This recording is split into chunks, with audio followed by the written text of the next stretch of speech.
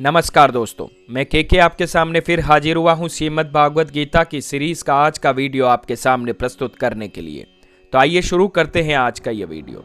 दोस्तों, कल तक हमने श्रीमद् भागवत गीता के अध्याय नंबर 2 के श्लोक नंबर 21 तक की विस्तृत व्याख्या समझी थी। आज हम आपको लिए चलते हैं अध्याय नंबर 2 के श्लोक नंबर 22 की ओर। अध्याय नंबर 2 श्लोक नंबर 22। जिस प्रकार से मनुष्य अपने फटे पुराने वस्त्रों को त्याग कर नए वस्त्र धारण करता है, उसी प्रकार मृत्यु होने पर आत्मा पुराने तथा व्यर्थ शरीर को त्याग कर नया शरीर धारण करती है। आइए इसकी विस्तृत व्याख्या समझ लेते हैं। आत्मा की प्रकृति का निरंतर निरूपण करते हुए भगवान श्री कृष्ण पूर्ण जन्म की अवधारणा को देखते हुए उसकी तुलना दैनिक क्रियाकलापों से करते हैं। जब वस्त्र फट जाते हैं या व्यर्थ हो जाते हैं, तब हम उन्हें त्याग कर नए वस्त्र धारण करते हैं, और ऐसा करते समय हम स्वयं को नहीं बदलते। इसी प्रकार समान दृष्टि से जब आत्मा जीर्ण शरीर को छोड़ती है, तब उसमें किसी प्रकार का कोई परिवर्तन नहीं होता। न्याय शास्त्र में प्रदत्त निम्न तर्क द्वारा पूर्ण जन्म की अवधारणा सिद्ध भी की गई है, जो न्याय शास्त्र 3.1.18 में लिखी भी गई है। उपयुक्त तर्क के अनुसार यदि हम छोटे शिशु की गतिविधियों पर ध्यान पूर्वक विचार करते हैं, तब हमें यह ज्ञात होता है कि वह बिना किसी स्पष्ट कारण के कभी प्रसन्न होता है, कभी उदास होता है और कभी भयभीत दिखाई देता है। न्याय शास्त्र के अनुसार छोटा शिशु अपने पूर्ण जन्म का स्मरण करता रहता है, और इसी कारण समय समय पर उसकी मनोदशा में परिवर्तन देखने को मिलता है।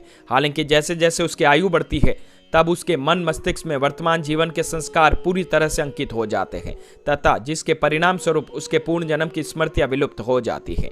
इसके अतिरिक्त जन्म और मृत्यु की प्रक्रिया भी अत्यंत पीड़ादायक होती है, जो हमारे पूर्ण जन्म की स्मृतियों के ठोस अंशों को मिटा देती है। पूर्ण जन्म के पक्ष में न्याय शास्त्र का दूसरा तर्क, जिसमें यह कहा गया है कि स्तन्याभिलाषात् 3.1.21 में यह लिखा भी गया है। इसमें यह वर्णन है कि नवजात शिशु को भाषा का कोई ज्ञान नहीं होता, तब फिर कोई माँ जब अपने बालक को स्तनपान करवाती है, तो ऐसा क्यों होता है कि वो उसे सहज ही स्वीकार कर लेता है। ऐसा इसलिए होता है क्योंकि नवजात शिशु ने अपने अनंत पूर्व जन्मों में, यहाँ तक कि पशु की योनि में भी स्तनपान अपनी असंख्य माताओं के द्वारा करवाया गया है। इसलिए जब माँ अपने बच्चे के मुंह में स्तन का अग्रभाग डालती है, तब बच्चा स्वयं अपने पूर्व जन्म के अभ्यास के आधार पर अपनी माँ का स्तनपान करना आरंभ कर देता है।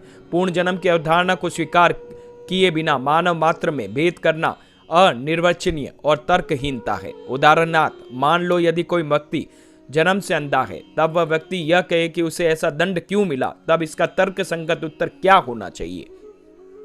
यदि हम कहते हैं कि यह सब उसके पूर्व जन्मों के कर्मों का परिणाम है, तब यह तर्क देगा कि उसने केवल वर्तमान जीवन को देखा है, और इसी प्रकार से जन्म लेते समय उसके कोई पूर्व कर्म नहीं है जो उसे इस जन्म में बुरा फल देते।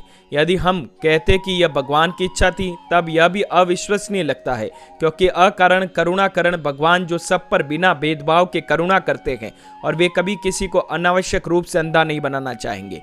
इसकी तर्क संगत व्याख्या यही है कि वह मनुष्य अपने पूर्व जन्मों के कर्मों के कारणवश अंधा है। इस प्रकार सामान्य मत और धर्म ग्रंथों के प्रमाणों के आधार पर हमें पूर्व जन्म की अवधारणा को स्वीकार कर लेना चाहिए। तो दोस्तों, कैसा लगा आज का ये वीडियो? अगर मेरी श्रीमद् भागवत गीता की ये सीरीज आप लोगों को पसंद आ रही है, तो प्लीज़ हमें लाइक शेयर सब्सक्राइब करना ना भूलें। और हाँ, हमारे ये चैनल के सब जानता है आपको कैसा लगता है, हमें कमेंट सेक्शन में ज़रूर बताइएगा। धन्यवाद।